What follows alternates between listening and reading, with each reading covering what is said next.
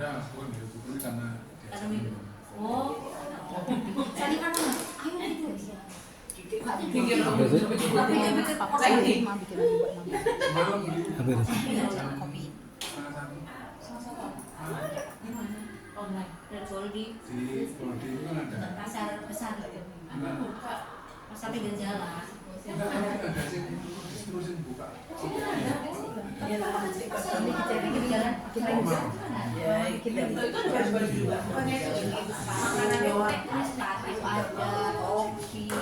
Ya ampun dari sana saya nggak bisa punya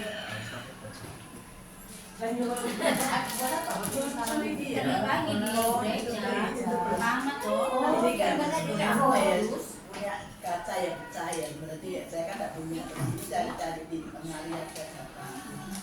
Tadi ini foto ya, terus saya dia orang nggak bisa disuruh kencang lipat, jadi kemana-mana harus gini, nggak bisa ditekan.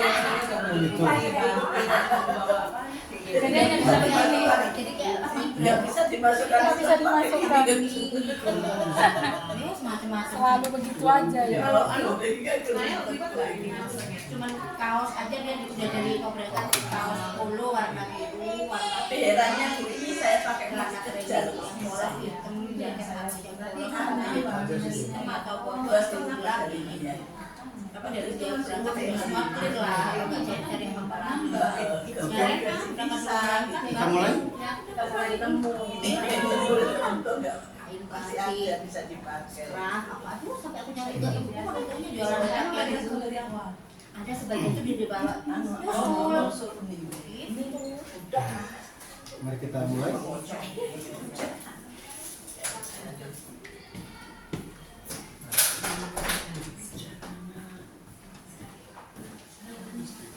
Mari kita berdoa. Bapa di surga, terima kasih. Kami bersyukur siang hari ini tangan kananmu tetap memegang kami, dan kami bersyukur Engkau memberikan kami kesempatan untuk mempelajari firman-Mu. Biarlah waktu ini menumbuhkan iman kami dan juga memperluas wawasan iman kami, pengenalan kami akan Tuhan. Kami berserah ke dalam tangan-Mu.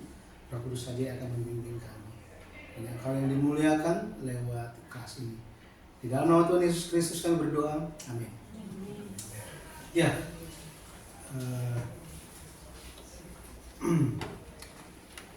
Saya dapat kabar dari teman dari Bandung. Katanya ada teman-teman juga dari Bandung yang minta ini link dari Malang gitu. Malang. Mereka yang biasa ibadah online. Jadi terus mereka juga minta bisa pelajaran yang dilakukan, nah ini bisa dibagikan, di-upload supaya makanya direkam. Ya seperti itu. Hari Kamis juga mereka ikut, cuma ya sayang sekali mereka nggak bisa ikut. Jadi mas kejauhan. Ya. Oke, hari ini kita akan melihat mengenai perjalanan hidup Yakub. Ini kita bagi menjadi dua bagian.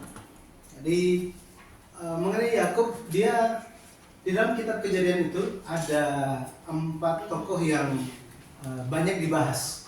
Yang pertama itu tentang Abraham, yang kedua tentang Ishak, lalu Yakub, kemudian Yusuf. Jadi 4 orang ini.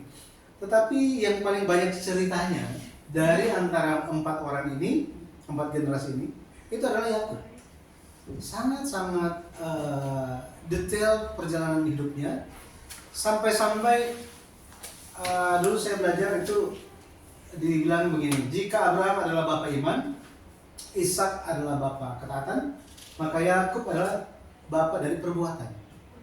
Jadi dia menjalani di setiap kehidupannya itu selalu dia tampakkan bagaimana kehendak Tuhan itu. Jadi hari ini kita akan lihat bersama-sama tentang perjalanan hidup Yakub. Ini bagian pertama. Oke, kita baca Kejadian 22 ayat 22 sampai 26 sama-sama. Tetapi anak-anaknya bertolak-tolakan di dalam rahimnya, dan dia berkata, jika demikian halnya, mengapa aku hidup? Dan dia pergi meminta petunjuk kepada Tuhan. Firman Tuhan kepadanya, dua bangsa ada dalam kandunganmu, dan dua suku bangsa akan berpencar dari dalam rahimmu. Suku bangsa yang satu akan lebih kuat dari yang lain, dan anak yang tua akan menjadi hamba kepada anak yang muda. Setelah genap harinya untuk bersalin, memang anak kembar yang di dalam kandungannya. Keluarlah yang pertama, warnanya merah, seluruh tubuhnya seperti jubah berbulu, sebab itu ia dinamai Esau. Sesudah itu keluarlah adiknya, tangannya memegang tumit Esau, sebab itu ia dinamai Yakub. Ishak berumur 60 tahun pada waktu mereka lahir. Ya. Inilah firman Tuhan. Kalau kita membaca tentang Yakub di dalam buku seri yang kedua, edisi kedua yang ditulis oleh Pendeta Abraham IV, bagi kehidupan Yakub itu dia hidup sampai umur yang sangat panjang sebenarnya, ya 147 tahun. Tetapi dia menempuh jarak yang sangat banyak. Kalau misalnya kita ingat perjalanan hidup kita, itu panjang ya, panjang. Misalnya kalau kayak Mas Abbas lahir dari Malang, terus bergerak ke Jakarta untuk beberapa waktu, naik lagi Surabaya, Malang. Jadi ada seperti kalau mau ngobrol gitu misalnya, ya hidup saya dibagi menjadi berapa tahap. Ya, Papua juga gitu ya, ada tahap-tahapannya gitu ya. Nah sama seperti itu Pendeta Abraham IV membagi 147 tahun kehidupan Yakub menjadi 7 tahap. 7 tahap. Tetapi ada makna apa yang terjadi di balik itu. Nah nanti hari ini kita akan lihat ceritanya seperti apa gitu ya. Ceritanya seperti apa. Nanti kita akan melihat mengenai pesan yang terkandung di dalamnya. Oke. Tahapannya itu seperti apa? Kalau kita lihat, dia lahir tahun 2006 sebelum Masehi, matinya itu meninggalnya itu 1859 sebelum Masehi.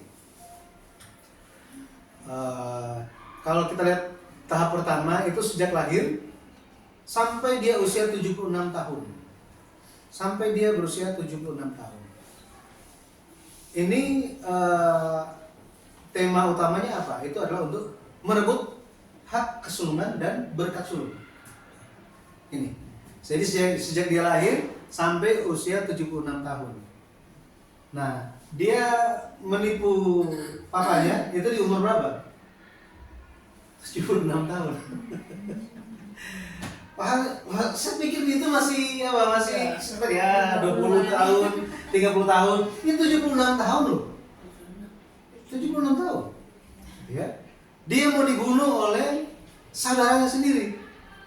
Berapa usia Esau? Berapa umurnya? Sama. Karena kembar soalnya kan. Ya.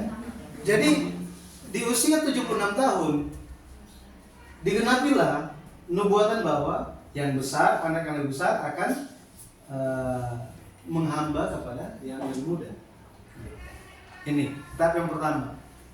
Tahap yang kedua itu dari usia 76 tahun sampai 96 tahun. Ini merupakan 20 tahun kesengsaraan di padang Aram. 20 tahun sengsara di padang Aram. Sangat-sangat lama gitu ya. Kalau Daud itu dia dikejar-kejar mau dibunuh 10 tahun. Yakub dia sengsara 20 tahun di padang Aram. Itu dari umur 76 sampai 96. Ya. Kemudian tahap yang ketiga itu dari usia 96 tahun sampai 106. Ini dari mana ke mana? Dari dia pulang dari padang Aram sampai dia beli tanah di Sikem. Ya. Gitu. Tahap yang ketiga. Nah, kemudian tahap yang keempat itu ketika dia meninggalkan Sikem. Meninggalkan Sikem gara-gara apa? Simeon dan Lewi bunuh orang-orang di Sikem. Wah, ini parah sekali ini dua orang ini. Ya, tetapi mereka tidak bisa menahan dendam amarah mereka terhadap orang yang menodai adik mereka.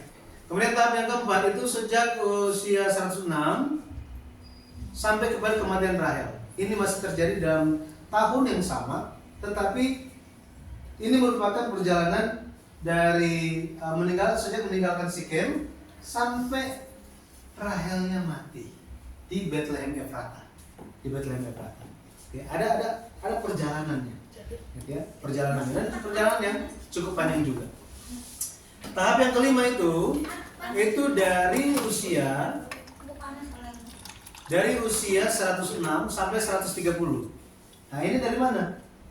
Ini sejak dia kehilangan Yusuf sampai ketemu lagi.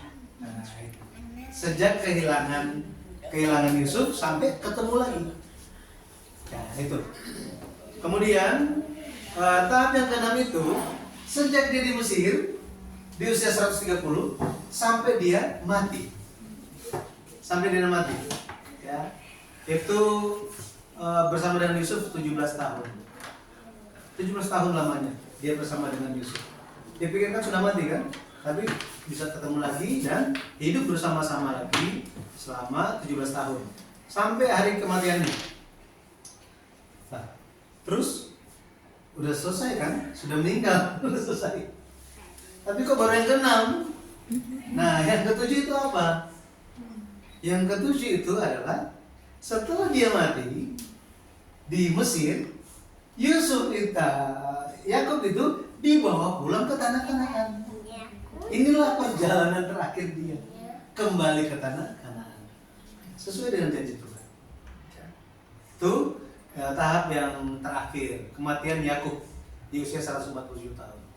Ada iringan-iringan yang besar gitu ya, kembali ke tanah Kanaan. Jadi kalau kita lihat petanya ini seperti demikian. Ini ada di buku yang kedua, edisi 2. Jadi kalau misalnya dulu kita pernah seminarkan ini di Sati Malang, itu masih pakai edisi yang lama. Nah, sekarang sudah ada edisi yang terbaru, sudah dilengkapi dengan perjalanan Yakub lebih lengkap lagi dan dengan petanya, gitu ya. Ini perjalanan hidupnya, perjalanan hidup dia, gitu ya. Dia lahir di sini, di Sumur Lahairoi. Kalau kita lihat agak jauh saja. Di Sumur Lahairoi dia lahirnya. Jadi Sumur Lahairoi ini merupakan tempat yang pertama. Tempat yang pertama dari 17 tempat. 17 tempat dia pergi. Nah, kalau kita lihat ketika Ishak Ribka tinggal di Sumur Lahairoi, Ishak umur 60 tahun, Esau dan Yakub lahir.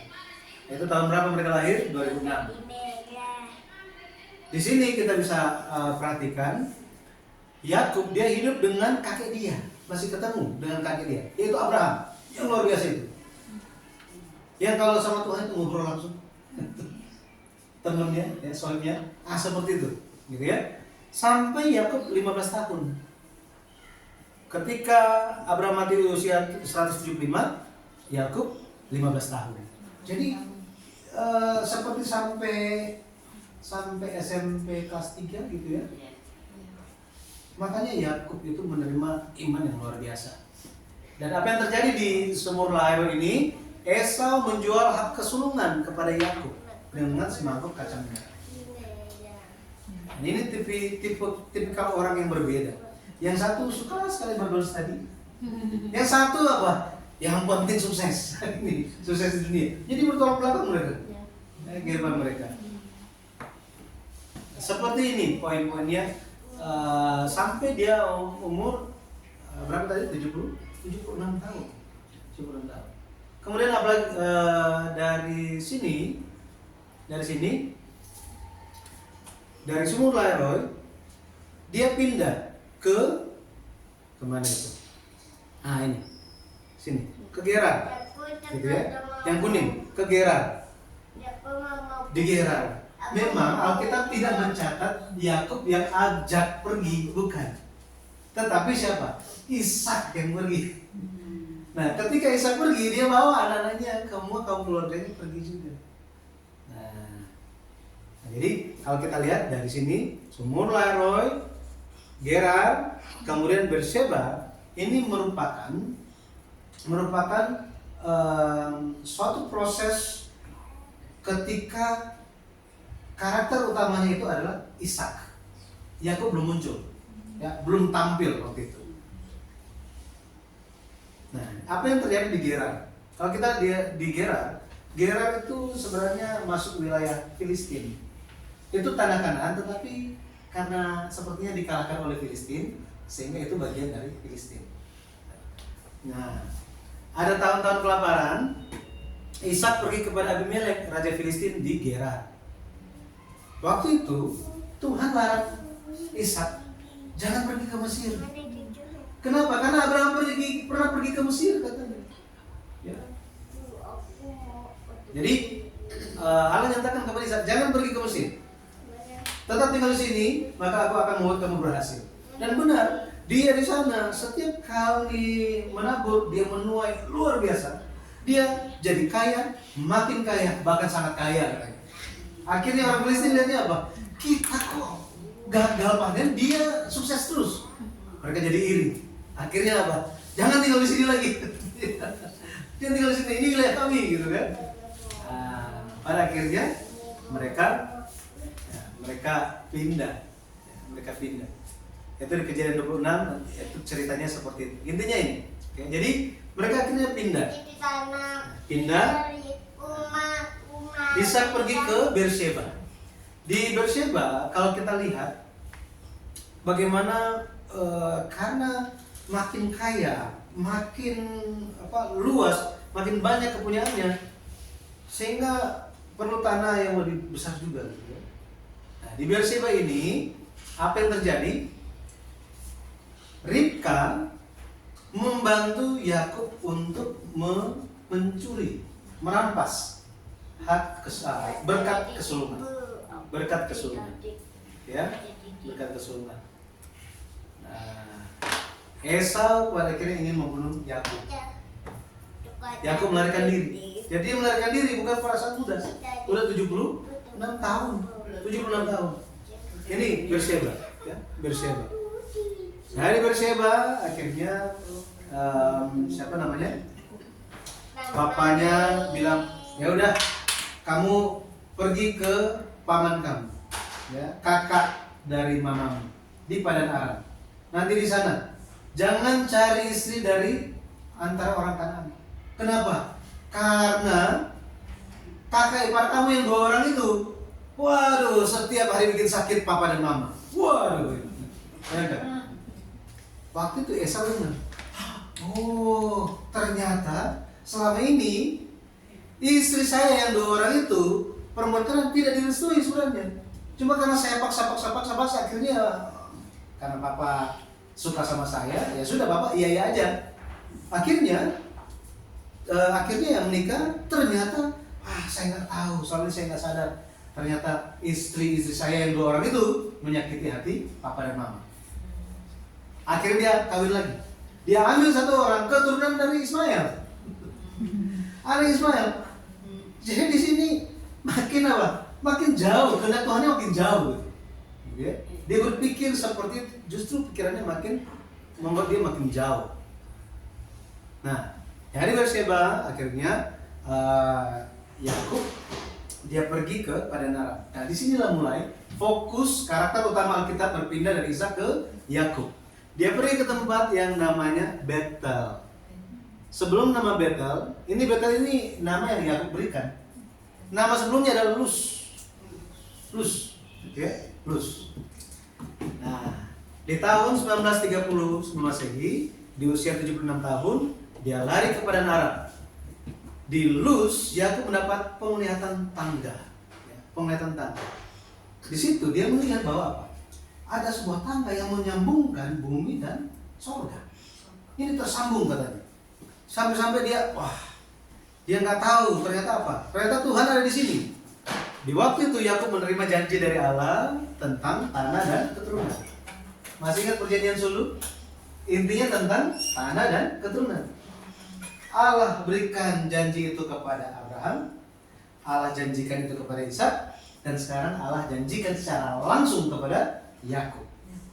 Ya makanya disebut sebagai Allah Abraham, Allah Ishak, Allah Yakub. Waktu itu Yakub bilang, aku janji kepada Tuhan, bernazar, kalau Tuhan menyertaiku, mencukupkan segala hal yang kuperlukan sampai aku kembali ke rumah Bapakku, maka Tuhan akan menjadi Tuhanku, dan segala yang kumiliki, yang kuterima akan kuberikan 1/10.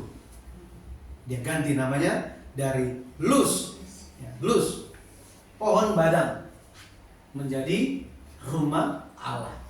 Rumah Allah. Makanya sekarang menjadi nama gereja. Ya. Nah, dari Betel ini, kalau kita lihat penglihatan Yakub tentang tangga menggambarkan Kristus yang akan datang di kemudian hari sebagai penghubung yang akan menghubungkan antara sorga dan bumi, antara Bapa dan manusia.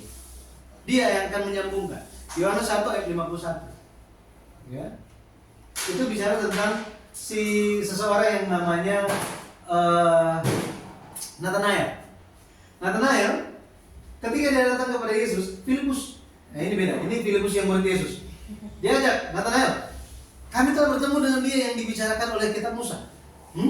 Siapa dia? Itu dia, Yesus dari Nazaret. Nathanael bilang, apakah ada yang baik dari Nazaret? Gitu. Apakah ada yang baik? Karena di sana itu orangnya orang kasar-kasar di sana. Kasar-kasar. Itu bikin orang sakit hati tuh orang Nazaret. Tetapi justru Yesus datang di situ. Tapi ya karena diajak, Nathanael tetap datang. Ketika Nathanael datang, apa yang terjadi? Yesus bilang gitu kan, engkau Nathanael, aku sudah melihat kamu waktu berdoa di bawah pohon, katanya. Nathanael kaget sekali gitu kan. Dia santai gitu. Kau tahu tentang apa yang telah saya lakukan? Kan kita baru kali ini ketemu. Yesus bilang apa? Hanya dengan saya berkata seperti itu kamu sudah kaget? Sesungguhnya engkau akan melihat. Nah ini, engkau akan melihat bahwa apa? Ini. Bahwa ada malaikat Tuhan akan naik turun kepada anak manusia itu, kepada Yesus katanya. Jadi Yesus menjadi penyambung. Dia satu-satunya mediator, pengantar. Supaya apa? Supaya orang yang berdosa bisa ada damai. Nah ini pesannya. Dari sini dia pergi ke Padan Aram. Nah Padan Aram itu di mana? Kalau kita lihat, Luz itu ada di bawah sini. Padan Aram itu jauh ke atas sini. Ini yang merah. Jauh ke atas sini. Sampai di sini. Ini nggak cukup. Jadi ada di sini, di atas sini, gitu ya. Sangat jauh Padan Aram itu. Nah, apa yang terjadi di sana? Di tempat yang kelima ini, Padan Aram nama lainnya adalah Haran. Masih ingat Abraham sama papanya Tera dari Ur Kasdim mau pergi ke Kanaan, mereka mampir di satu tempat yang namanya Haran. Ini tempat yang sama. Ya. Nah, jadi Yakub melarikan diri ke rumah pamannya. Dia tinggal di sana 20 tahun. Tetapi meskipun dia ada istri, ada anak-anak, ada istri-istri dan ada anak-anak, tetap aja dikatakan 20 tahun itu penuh kesusahan dan penderitaan. Di Padan Aram ini Yakub ada 4 istri, Lea, Rahel, Zilpa, Bilha. Kemudian 11 anak laki-laki dan 1 anak perempuan. Siapa yang belum ada di sini? Benyamin. Bukan yang ini. Ya. Benyamin, gitu ya. Kalau kita lihat Yakub di Padan Aram, dia ditipu oleh Laban itu 10 kali. Yakub bilang kepada istri-istrinya, kepada Rahel dan Lea, "Apa kamu sudah tipu saya 10 kali?" Angka 10 di dalam Alkitab itu menunjuk kepada penuh. Artinya apa? Yakub ditipu habis-habisan. Ditipu habis-habisan. Mulai dari kapan? Bayangkan ketika dia datang, dia lihat Rahel, langsung jatuh cinta. Setiap hari, dia langsung ketemu. Oh ternyata ini kan anak dari pamannya. Dia bilang, aku akan kerja 7 tahun untuk Rahel.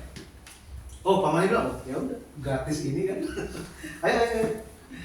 7 tahun itu terasa hanya beberapa hari. Wah, namanya cinta ya.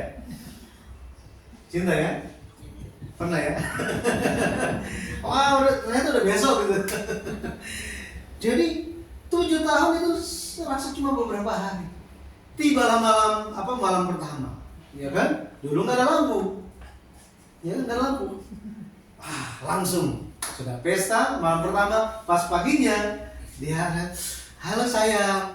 Pas dia lihat, kaget. Kenapa? Iya. Karena bukan Lea, Bukan. bukan Rahel. Siapa? Lea. Kenapa dia nggak suka Lea? Karena matanya nggak cantik.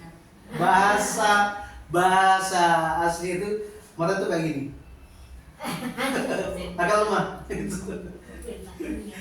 Nah, kalau Syera minggu lalu ke Jakarta, ada saat ketemu dengan Siska.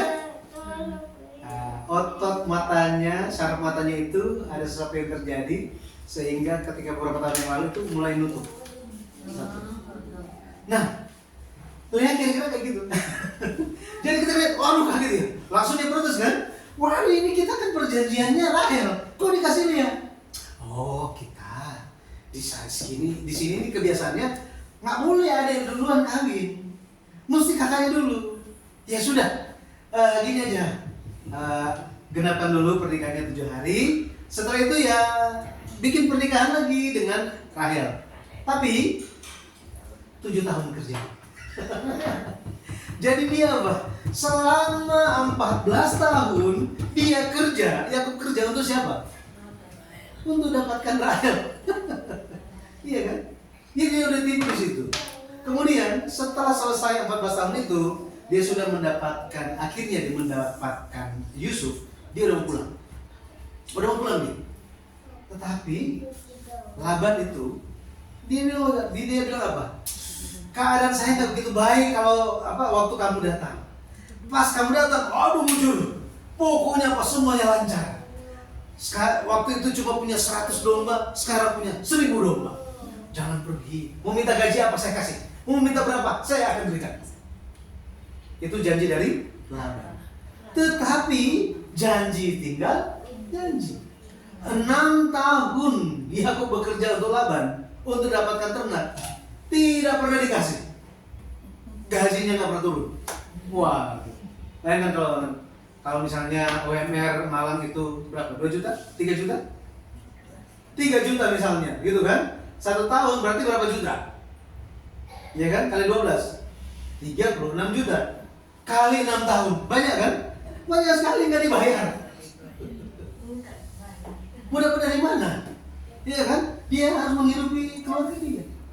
Makanya dia dapat gaji bukan dari Laban. Dari siapa? Dari Tuhan. Dari Tuhan. 10 kali telah tipu Yakub. Jadi pertanyaannya, kenapa Yakub mengalami kehidupan yang ditipu? Karena dia penipu. Jadi orang yang biasa menipu, pada akhirnya Tuhan izinkan dia ketemu dengan raja penipu. Supaya dia apa? Sadar, iya kan? Dia bertobat. Saya ingin hak kesulungan itu, berkat kesulungan itu, tetapi saya mewujudkannya dengan cara yang salah. Ya, hukuman Tuhan buat dia. Pada akhirnya dia ditipu. Di sini pada Allah. Segala milik Yakub sepenuhnya itu pemberian Allah. Tidak satu pun. Tidak satu ekor pun itu pemberian dari Laban. Enggak, gitu ya. Pada akhirnya kalau kita lihat bagaimana Yakub itu mendapatkan ternak, dia bilang begini, ya, Paman, ingat pas udah 14 tahun dia di Padang Aram, dia udah pulang kan? Dia bilang, apa yang menjadi upahku? Saya cuma punya istri saya dan anak-anak saya, sudah cuma itu aja. Terus Laban bilang apa? Udahlah, pokoknya saya akan berikan gaji kamu berapapun itu. Si Yakub bilang begini, ya sudah, kalau gitu hari ini saya akan jalan, gitu ya. Ketika saya akan jalan di tengah-tengah ternak Laban, gitu ya, ternaknya paman, Ketika nanti ada yang lemah, ada yang kurang bagus, buat saya semuanya. Contoh, misalnya kambing biasanya hitam. Kalau misalnya ada putih, itu buat saya saja. Domba biasanya warna putih. Kalau ada yang warna hitam, buat saya saja. Kenapa? Karena domba yang warna hitam atau ada corak-corak belang-belang hitam di zaman itu nggak ada harganya, jelek gitu. Sama kambing yang nggak warna hitam, ada titik-titik putih, misalnya di sini ada putih, meskipun cuma satu begini, oh itu tetap nggak laku, gitu ya, karena dianggap cacat, seperti itu. Pada akhirnya, ya aku bilang apa? Ya sudah, yang cacat-cacat itu biar punya saya saja. Yakub jalan. Sebenarnya Yakub mau berjalan, tetapi yang terjadi apa? Laban yang kumpulkan semua itu. Jadi yang, oh itu ada domba yang warna hitam, diambil. Oh itu ada kambing yang ada belang-belang putih, itu diambil. Setelah diambil semuanya, harusnya sesuai perjanjian diberikan kepada siapa? Yakub kan? Tetapi dikatakan apa? Kemudian Laban menitipkan semuanya kepada anak-anaknya. Jadi gajinya Yakub itu diambil dan diberikan kepada anak-anaknya. Kemudian dikasih jarak 3 hari supaya nggak ketemuan. Yakub tetap apa? Tetap urus semua ternaknya Laban.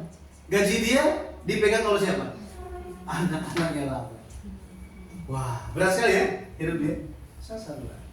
Tetapi Tuhan memperhatikan dia. Tuhan memperhatikan dia dan dia akhirnya dapat. Akhirnya dia kembali setelah waktunya tiba. Setelah waktunya tiba, Tuhan bilang, Yakub, saya sudah lihat penderitaan kamu. Oke, sekarang waktunya untuk pulang kampung. Waktunya kembali ke rumah bapakmu. Pada akhirnya dia kembali ke tanah Kanaan. Dia membawa harta benda yang banyak. Ternaknya juga banyak. Yang kuat-kuat juga. Karena apa? Sistem gaji yang ajaib dari Tuhan. Penggajian yang ajaib. Di luar ini pemikiran, gitu ya. Ya, Laban dia robah penggajian itu beberapa kali. Suatu ketika Yakub bilang, ya sudah yang ini aja, yang ada titik-titik, ya itulah jadi gaji saya, gitu ya. Oh ya udah oke. Tapi akhirnya, ini kok makin banyak yang bintik-bintik gitu kan? Laban berubah lagi. Oh enggak, jangan yang bintik-bintik, yang belang-belang aja. Ingat, untuk domba yang warna putih itu dapat yang ada hitamnya, ada belang-belangnya, itu mungkin setelah 100 domba baru ada 1. Jadi sangat sedikit, sangat jarang. Kambing pun demikian. Jadi harus cuma sangat sedikit kan? Tetapi Tuhan bikin banyak. Bahkan apa? Bahkan sudah dipisahkan dan lain-lain. Hanya dombanya begini aja dilihat kepada yang hitam, kambing yang hitam, langsung nanti apa? Ketika beranak, lahirnya hitam. Padahal dombanya warna putih. Tapi karena hanya lihat yang warna hitam, dia beranak yang hitam. Padahal dia putih. Maka di sini kepada Yakub dinyatakan apa? Suatu kebenaran yang sangat ajaib adalah hidupmu itu ditanggung. Hidup ditanggung. Bukan bergantung kepada manusia. Karena manusia hanya akan lihat dunia. Ya, ular katanya apa? Ular dari ujung kepala sampai ujung ekor semuanya nempel di tanah, di bumi. Itulah menurut Filipus dikatakan, menurut Filipi surat Paulus kepada jemaat di Filipi dikatakan bahwa itulah orang-orang yang percaya tetapi tenggelam di dunia. Fokusnya apa? Dia. Fokus mereka apa? Tuhan mereka adalah perut mereka katanya. Jadi pemikiran mereka, tujuan mereka hanya secara dunia. Makanya dikatakan, tetapi kamu warga negaramu adalah di dalam surga, ya, di dalam kerajaan surga. Makanya hari ini saya berdoa kiranya kita senantiasa berjalan sambil bersandar kepada Tuhan saja. Amin. Nah, jalan Tuhan pasti akan ditunjukkan kepada kita. Nanti berikutnya kita akan lihat dari Paddan Aram ini, Yakub kabur. Dia melarikan diri. Dia bilang, langsung pergi aja. Tetapi dia tidak takut karena apa? Tuhan yang menyertai. Ya. Kita selesai sampai di sini. Iya. Astaga, itu kenapa tangannya? Udah lecet semuanya. Pakai Nina ya, dia Nina. Ya, semoga bisa dipahami. Ini kita lihat perjalanannya yang sambil membandingkan perjalanan hidup kita juga. Ya, oke. Ada yang mau disampaikan? Ya.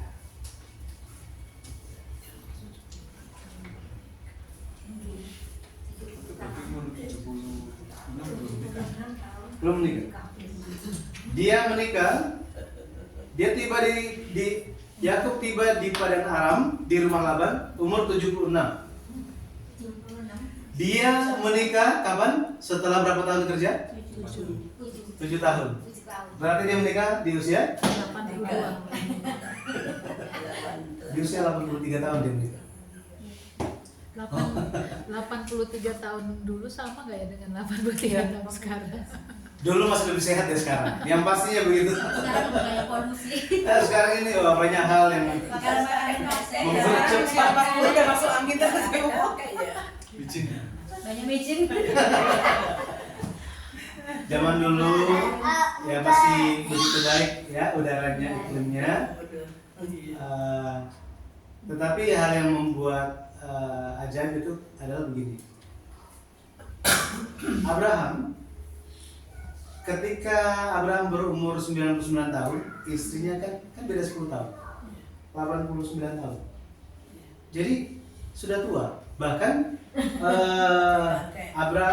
Sarah pun bilang bahwa ya saya sudah tua seperti ini, mana mungkin ada hawa nafsu lagi gitu. Suami saya gitu kan. Dia sudah tua, sudah haid, sudah mati haid, gitu ya. Sudah tidak bisa lagi mendapatkan anak, gitu ya. Tetapi luar biasanya apa? Luar biasanya ketika mereka pergi ke Gerar, ke daerah orang Filistin, raja orang Filistin ketika lihat Sarah, dia jatuh cinta. Dia jatuh cinta. Artinya apa? Mereka yang ada firman di dalamnya akan terlihat lebih muda. Ya, saya kaget ya. Saya kaget lihat retret yang berapa waktu yang lalu, ada retret di awal Agustus. Pendeta-pendeta yang terakhir kali saya ketemu itu sebelum COVID, sekitar tahun 2017 ya. 2017 saya terakhir kali ketemu mereka. Saya lihat kok nggak beda gitu. Tetap sama orang-orang yang saya lihat. Itu sama. Apakah TV-nya terlalu bagus gitu? Atau kamera mereka? Tapi enggak gitu ya. Katanya kalau sudah sangat canggih, jadi akan kelihatan sampai pori-porinya. Sangat canggih. Tetapi gitu. Karena apa? Ketika firman itu ada dalam kita, terus selalu ada sukacita, ya. Jadi nggak tambah tua. Amin. Tetap muda. Makanya mudanya harus dimulai dari dalam hati, ya. Seperti itu.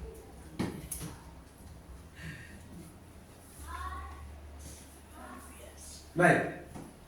Dan setelah ini nanti kalau masih mau ngobrol kita bisa ngobrol lagi. Kita tutup dulu dengan doa Bapa kami. Bapa kami yang di sorga, dikuduskanlah namamu, datanglah kerajaanmu, jadilah kehendakmu di bumi seperti di sorga. Berikanlah kami pada hari ini makanan kami yang secukupnya, dan ampunilah kami akan kesalahan kami, seperti kami juga mengampuni orang yang bersalah kepada kami. Dan janganlah membawa kami ke dalam pencobaan, tetapi lepaskanlah kami dari jahat. Karena Engkau yang punya kerajaan, dan kuasa dan kemuliaan sampai selama-lamanya. Amin. Terima kasih.